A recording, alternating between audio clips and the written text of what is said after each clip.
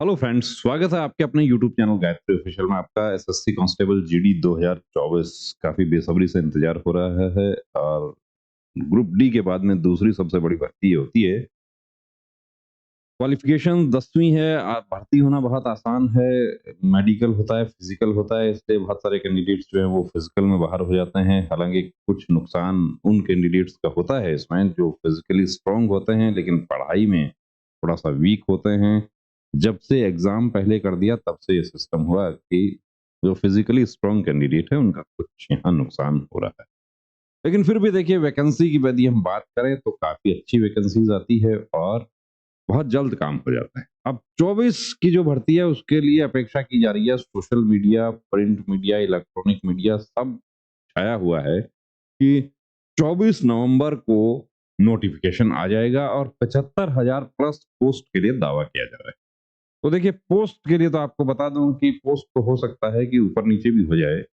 24 नवंबर का जो दावा है वो 24 नवंबर में तो अभी 2 दिन बचे हैं। तो वो दावा अपना 24 नवंबर को क्लियर हो जाएगा और 24 को नहीं आएगा तो 25 को आ जाएगा, लेकिन वैकेंसी जरूर आएगी। अब एक देखिए, आगाह करने वाला बात है आपको यहाँ पे। कुछ हमारे साथी क्या है कि जैसे विशेष रूप से राजस्थान,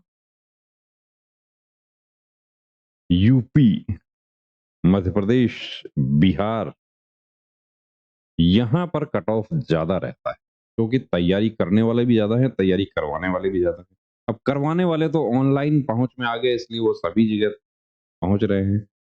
नॉर्थ ईस्ट के जो हमारे स्टेट हैं, विशेष रूप से आसाम की यदि हम बात करें, आसाम है, अरुणाचल, मणिपुर, सेवन सिस्टर्स जो हैं नॉर्थ ईस्ट की, वहां की यदि हम बात करते हैं तो वहां कट ऑफ कम रहता है, उड़ीसा में कम रहता है। अब उड़ीसा के बगल में ही बिहार है, तो बिहार वाले हमारे कैंडिडेट्स उड़ीसा या वेस्ट बंगाल में बहुत बड़ा इलाका बॉर्डर का है, तो वहां पर भी कट ऑफ कम रहता है। दूसरे स्टेट का डोमिसाइल या पीआरसी बनवाकर कैंडिडेट्स भर्ती होते रहे हैं। 2011 से पहले से ये काम हो रहा है। 2011 में काफी ऐसा सिस्टम हुआ, 12, 14, 16 ऐसा काम होता रहा है हमेशा से। लेकिन पिछली भर्ती में काफी सख्ती हुई कि जो लोकल कैंडिडेट्स हैं, चाहे वो वेस्ट बंगाल के हैं, चाहे वो आसाम के हैं, चाहे वो उड़ीसा के हैं, उन्होंने अपने इस पॉइंट को लेकर आवाज उठाई। उनकी बात सरकार तक पहुंची और सरकार ने सख्ती दिखाई। तो सख्ती दिखाई उसका नतीजा आपको दिखा देते हैं कि बिंद सर, कमांडो बिंद सर जो सीआरपीएफ के अधिकारी हैं, उनके फेसबुक पेज से ये देखने को मिला हमें।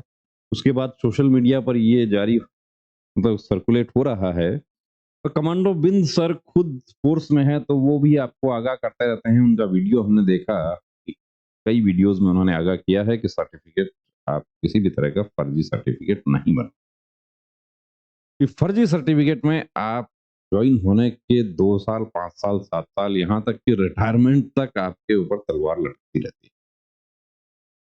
आसाम जाली स्थायी निवास प्रमाण पत्र जारी करने के आरोप में आज मंगलवार को नून माटी पुलिस ने एक युवक को गिरफ्तार किया है। मिली जानकारी के अनुसार नून माटी के सेक्टर 2 में सीआईएसएफ की नियुक्ति के लिए हो रहे शारीरिक परीक्षा के दौरान प्रार्थी ने खुद को असम के कार्बी आंगलोंग का स्थायी निवासी का प्रमाण पत्र दिखाकर उपस्थित हुआ था। परंतु संदेह होने पर उक्त प्रार्थी के पीआरसी की जांच की गई, जिसमें युवक का पीआरसी जाली पाया गया। इस घटना के तुरंत बाद पुलिस को सूचित कर उक्त प्रार्थी को सौंप दिया गया। गिरफ्तार प्रार्थी की पहचान उत्तर प्रदेश स्थित गोरखपुर के रहने वाले 22 साल का एक युवा जो है वो फर्जी सर्टिफिकेट में गिरफ्तार हो जाता है। कहाँ से किया, कैसे लाए, किसने बनवाया, वो सब बाद की बातें हैं, वो पुलिस का काम है। लेकिन देखिए दोस्तों, मेहनत पर भरोसा रखें। इस तरह के जालसाजियों के झांसे में नहीं आए, आपका भविष्य बर्बाद हो सकता है। भर्ती हो या ना हो, एसएससी जीडी कोई एंड ऑफ लाइफ नहीं है। इसमें आप भर्ती नहीं होते हैं, आपके लिए दूसरा मौका आपको मिलेगा। पुलिस में आप हो सकते हैं, दूसरी फोर्सेज में हो सकते हैं, हेड कांस्टेबल में जा सकते हैं। लेकिन गलत तरीके से, गलत प्रैक्टिस का इस्तेमाल करके आप एंट्री पा रहे हैं, पाने की कोशिश कर रहे हैं, वो सब काम नहीं करना। मेहनत करें, प्रयास करें, अपने स्टेट से अपने ओरिजिनल डॉक्यूमेंट्स के आधार पर भर्ती होने का प्रयास करें, तो भर्ती आने वाली है। ऐसा काम आपके साथ ना हो। बड़े-बड़े जितने भी चैनल्स हैं वो देखिए सभी आगाह कर रहे हैं, चाहे आरडब्ल्यूए वाले अंकित भाटी साहब हैं, वो भी आपको बार-बार ये बताते रहते हैं, खुद सरकारी सेवा में होते हुए उनको नियम कानून की जानकारी है। तो काम ऐसा करना है कि जिसमें आपको बाद में भी परेशानी ना हो। क्षति हो, ना हो ये मुद्दा नहीं है। मुद्दा ये है कि अपनी ईमानदारी से, अपनी मेहनत से, अपने ओरिजिनल डॉक्यूमेंट से, बिना किसी गलत प्रैक्टिस का इस्तेमाल किए हुए भर्ती होने की कोशिश करें और मेहनत करेंगे तो देखिए आज नहीं तो कल सफलता ज़रूर मिलेगी। बने रहें चैनल के साथ। बहुत-बहुत शुभकामनाएँ, अग्रिम शुभकामनाएँ उन कैंडिडेट्स को जो 24 नवंबर का इंतज़ार कर रहे हैं। हम भी इंतज़ार कर रहे हैं बेसब्री से।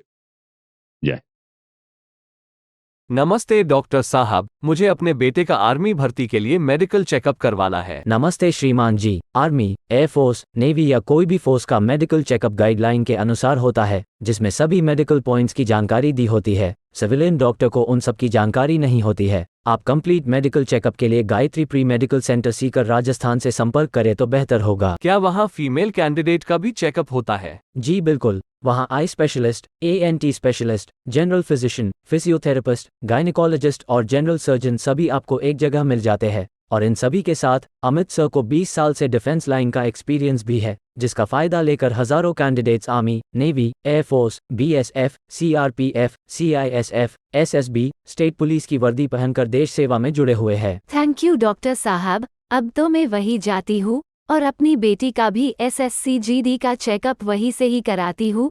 बहुत बहुत शुक्रिया आपका इस जानकारी के लिए। एक बात और, वहाँ आपको बहुत रीजनेबल फीस में ये सुविधा मिल जाएगी। आप 9982877443 पर कॉल करके अपॉइंटमेंट ले सकते हैं। जब भी जाते हो अपॉइंटमेंट लेकर जाना। जय हिंद।